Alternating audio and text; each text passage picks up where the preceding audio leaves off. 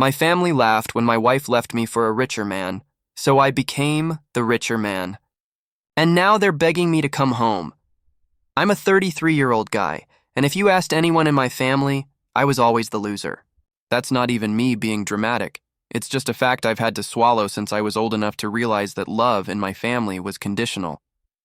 I was the late bloomer, the guy with the basic job, the hand-me-down car, the tiny apartment. At every holiday dinner, I'd sit at the edge of the table like I was waiting for someone to hand me a participation trophy for just showing up. My brother Alex has the corner office and the new BMW. My sister Lisa married a guy who owns 3 restaurants. Me, I'm the punchline, the one who's still figuring it out. And it's not just harmless teasing. It's sly comments from my mom. Are you sure you're okay with just that salary? While she refills my glass. It's the way my dad turns to Alex when it's time to talk real business. Even Lisa, who used to have my back when we were kids, now laughs with everyone else. Like it's just easier to go with the crowd. And my wife, Claire, God, I used to think she was my shelter from all of this. When we got married, she swore she didn't care about money or status, that she loved my quiet ambition. But lately, the air at home feels colder than outside in December. She barely looks up from her phone when I walk in. Dinner's a silent affair, her scrolling Instagram while I push food around my plate. If I try to ask about her day, she just shrugs. I can feel her slipping away, and I don't know how to stop it. It's like every room I walk into, at home or with my family, I'm wearing this invisible sign that says, not enough. I keep hoping someone will see past it, but every joke, every cold shoulder just presses that sign deeper into my skin. And then, last Sunday, everything got even worse. At first, I thought maybe Claire was just stressed. Work had been crazy for her. She said so herself. And I figured that's why she seemed distracted, snapping at me for little things, coming home later and later. But then the comments started. She'd come back from dinner with her old college friend Emily and say things like, "Did you know Mark just bought her a Mercedes SUV? He runs some startup. Can you believe how quickly he made it?" I'd try to brush it off, say something lame like, "That's nice for them." But she'd just sigh and stare out the window, her silence louder than any words. Pretty soon, every conversation turned into a comparison. Why don't you look into jobs at bigger companies? Maybe you're too comfortable where you are. Or, we should start thinking about moving. This place is getting embarrassing. I'd try to joke about our squeaky kitchen chair or the tiny bathroom, but the laughter never reached her eyes anymore. And intimacy, God, that went out the window. She started falling asleep early or saying she was too tired, rolling away from me at night. Sometimes I'd reach out just to touch her arm and she'd flinch like my hands were made of ice. It was like living with a stranger. I tried to bring it up, honestly I did. "Claire, what's going on with us?" I'd ask, careful not to sound too desperate. But it always exploded. She'd accuse me of being insecure, of making her feel trapped. Once I raised my voice back and she slammed the door so hard it rattled the whole apartment. My family noticed, of course. They're vultures for drama. I overheard my mom whispering to Lisa, "I told you Claire was out of his league." Nobody asked if I was okay. They just gossiped and sent each other texts, probably placing bets on how long until she'd leave me. So I did what I always do. I pretended everything was fine. But inside, it felt like I was shrinking, piece by piece, with no one even noticing I was disappearing. And then one night, she didn't come home at all. After that first night she didn't come home, something inside me snapped. I tried to rationalize it. Maybe Claire was stuck at Emily's, maybe she'd lost her phone, but I already knew. The signs had been there for months, I just didn't want to see them. She'd started taking calls on the balcony, whispering behind the closed bedroom door, always flipping her phone face down if I so much as glanced her way. Sometimes she'd vanish for hours, no explanation. "Just running errands," she'd say, or, "Emily needed me." But Emily had started looking at me with this weird mix of pity and guilt, and I knew, deep down, that my marriage was already over. That morning, Claire came home just as the sun was coming up. She was calm, almost serene, as she set a stack of papers on the kitchen table. I recognized the top sheet instantly, divorce petition. She didn't cry. She didn't even look sad.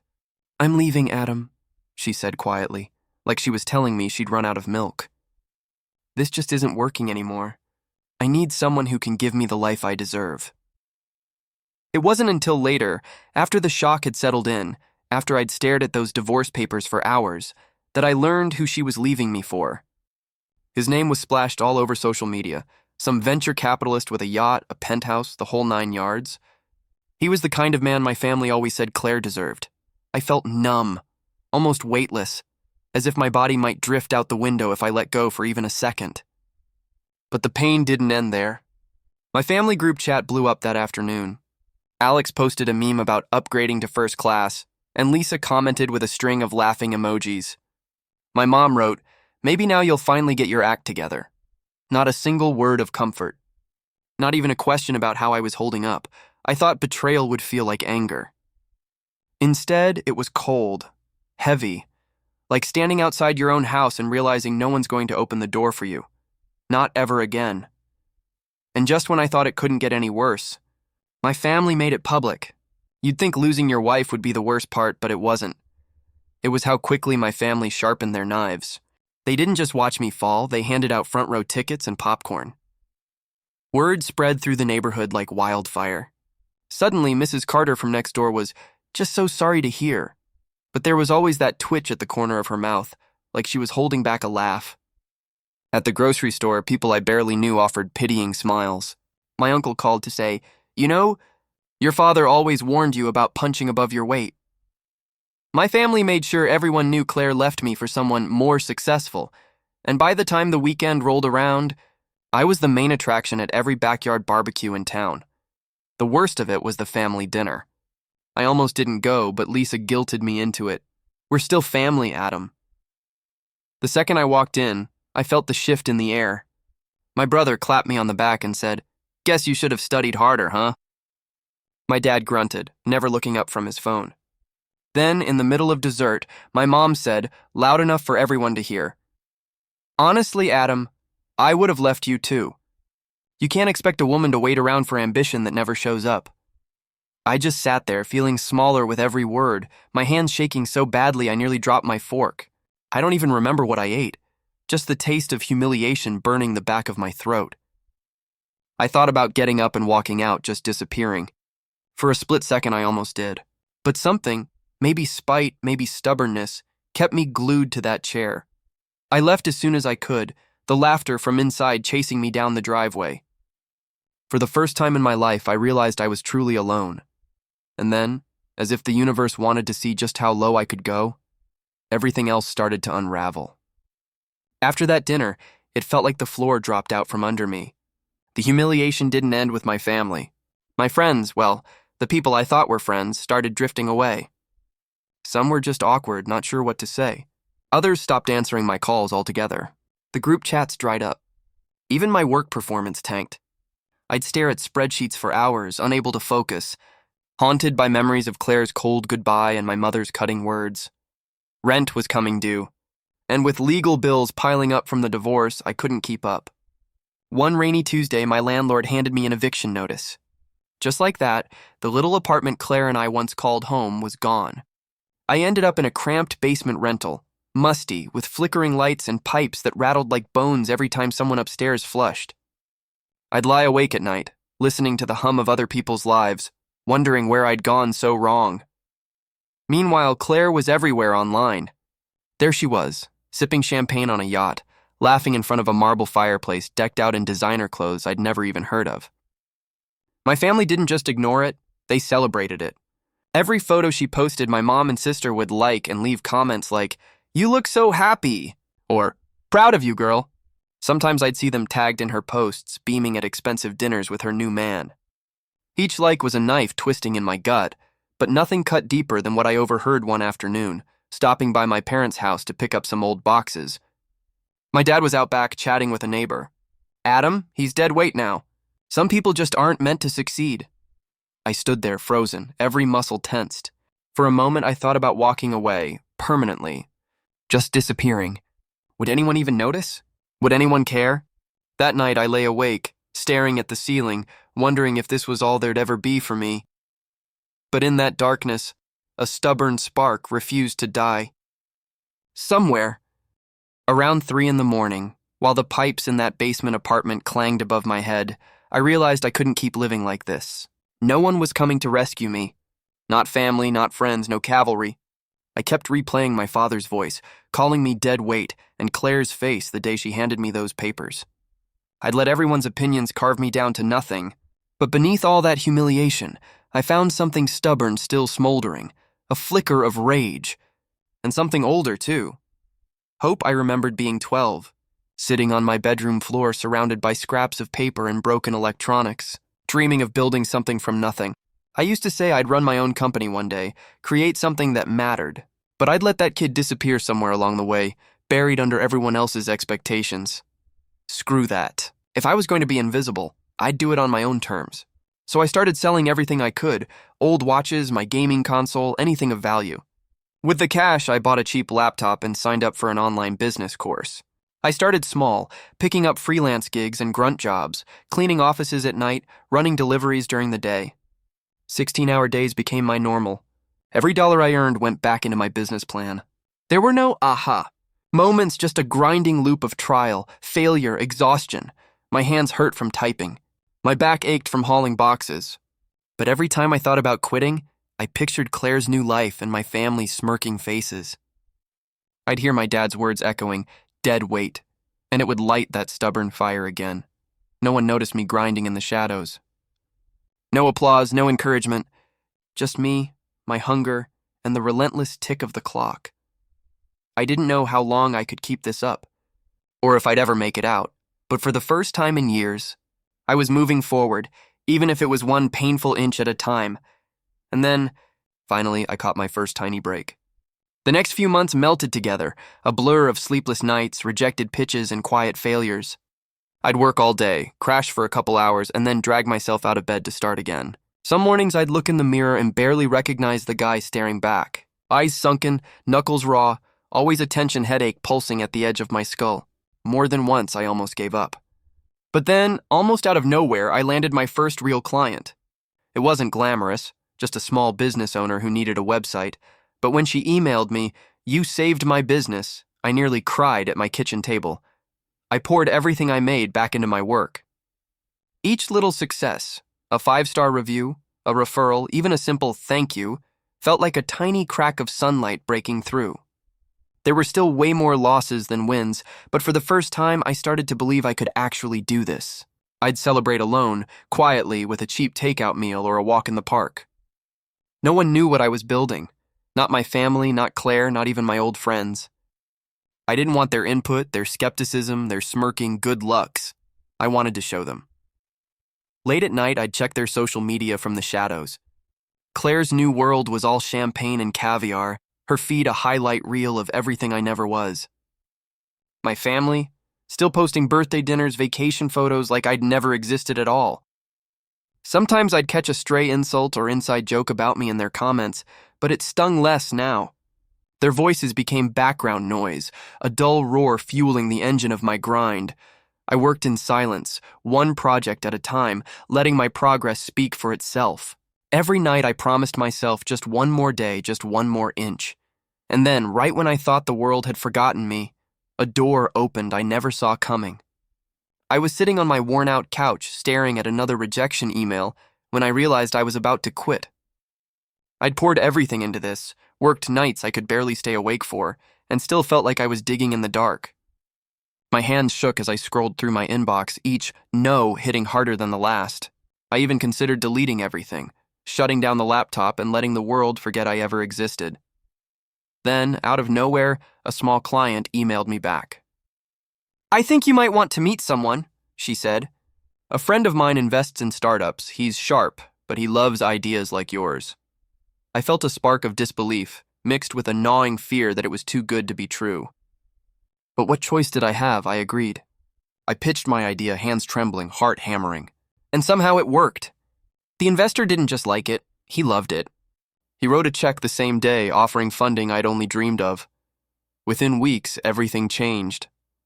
I hired a small team, expanded my services, and started landing bigger clients. My business, once invisible, went viral in local entrepreneur circles. News articles started popping up with my name, Rising Entrepreneur, Local Success Story. For the first time in years, pride replaced shame. I walked down streets where neighbors used to whisper about my failure, holding my head high, almost daring them to recognize me. I kept it all quiet, though. Claire had no idea. My family didn't know the face behind this new venture. I watched from the shadows as they carried on with their lives, smug and oblivious, while my world started to tilt upward. I smiled at the thought. This time, I was winning without anyone's permission. And yet, as the city began to notice me, as my bank account finally felt solid for the first time, a thought crawled into my mind. What would happen when they finally saw who I'd become? Because the moment they did, nothing would ever be the same. Fast forward a year, and the mirror barely recognizes the guy staring back. I'm lean, my posture firm, my wardrobe clean and intentional instead of thrown together in a panic. I moved into a penthouse overlooking the city, floor-to-ceiling windows, polished floors, a view that makes you feel like you own everything. My company is thriving. The projects that once felt impossible now run smoothly. My first million quietly stacked in an account I can actually call mine, but I don't post it online. No flashy announcements, no humble brags, no desperate cries for recognition. I let the work speak for itself, and the world notices in its own time. Sometimes I get messages from old friends. Hey man, let's catch up sometime. And I just smile, remembering how they drifted away when things got hard. I respond politely, but I'm no longer desperate for validation. What really hits is the quiet moments.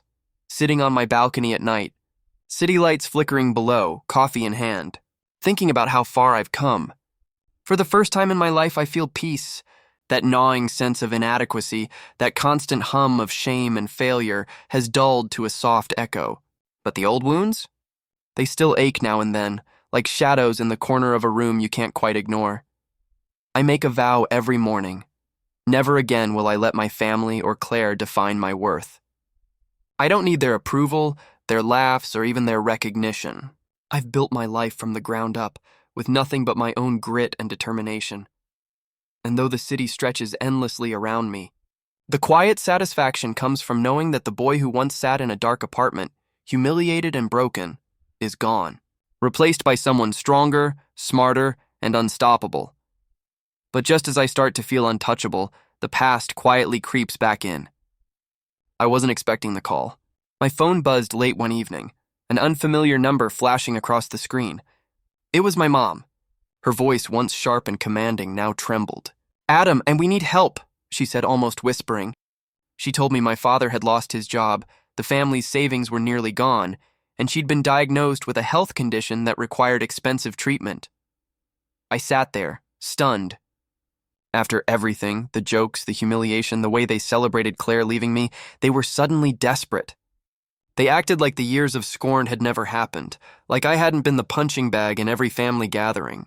Every cruel word, every mocking laugh, every comment in their group chat, they erased it all with a single plea for assistance.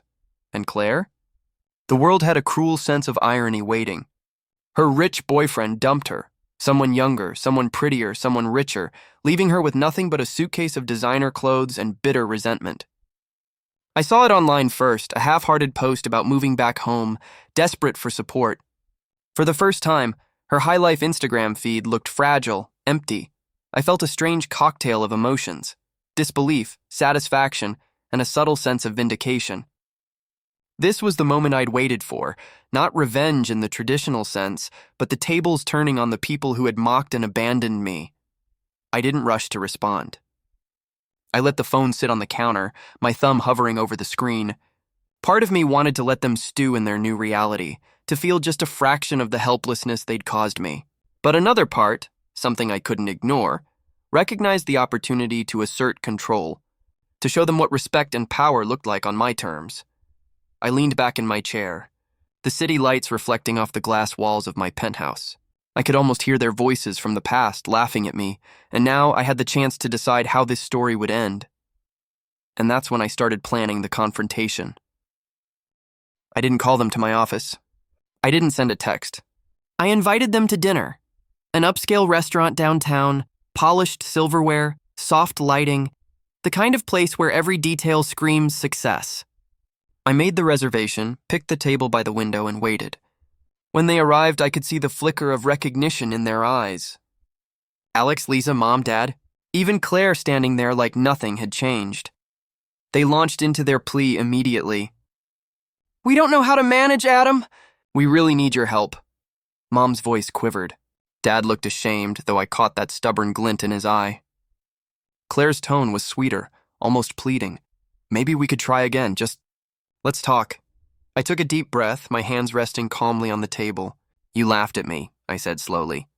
You made me the butt of every joke. You celebrated the woman leaving me. You called me deadweight. And now, after years of torment, you expect me to drop everything and bail you out. Their faces fell, a mixture of guilt and disbelief. I didn't yell. I didn't cry. I didn't beg. I simply told the truth. Every word precise, sharp, and unwavering. I can help, but on my terms. No insults, no manipulation, no jokes about my past. Ever again. I could see their confusion turning into the beginnings of respect. They had never heard me speak like this before, never this confident, this firm. Claire leaned forward, eyes shining. Adam, please. I made a mistake. Let's try again. I shook my head. Dignity first, always. Some mistakes can't be undone. This is about you learning, not me reliving the past. Dinner continued, but the power dynamic had shifted. I wasn't the scared, broken man anymore. I wasn't the loser at the table. For the first time in years, I controlled the narrative. And as they left that night, humbled and quiet, I realized something important. The final act was yet to come, and it was mine to write. After that dinner, I finally exhaled. The weight I'd carried for years, the shame, the humiliation, the loneliness, started to lift, bit by bit. I realized that my worth had never been defined by Claire, by my parents, or by anyone else. It was mine. Always had been. I began to rebuild my life on my own terms. I surrounded myself with people who genuinely cared, friends who celebrated my victories without jealousy, who offered support instead of judgment. It was strange at first to feel fully seen after all those years of being invisible. I helped my family when I could, paying for Mom's treatment, quietly guiding Dad through financial recovery, but I kept boundaries firm. No insults, no manipulation, no old toxic cycles. They learned slowly that respect had to be mutual, and for the first time I could interact with them without that pit of fear in my stomach. A new relationship began to bloom. Not flashy, not built on desperation or pity, but on mutual respect and genuine connection. Someone who saw me as I truly was, not as the failed man they used to laugh at, but as the person who had fought, endured, and grown stronger. It felt like sunlight on skin that hadn't felt warmth in years. Claire? She's out there somewhere, still scrolling through social media, probably wondering how the loser she left behind now seems untouchable. I don't dwell on her anymore. Her choices are her own, and they no longer define my happiness. I finally understand the truth. I was never the failure. They were. Their cruelty, their laughter, their abandonment, it reflected on them, not me. And now, for the first time, I can live freely, guided by self-respect, healing, and the people I choose to keep close. I've found my family, not the one I was born into, but the one I've built. And for the first time in decades, I feel truly at home in my own life. The past can no longer touch me.